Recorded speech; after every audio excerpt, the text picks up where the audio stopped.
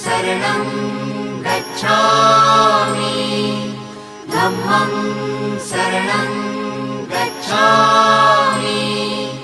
संघं शरणं गच्छामि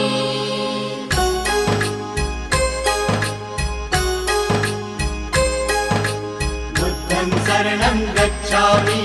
धम्मं शरणं गच्छामि संघं शरणं गच्छामि।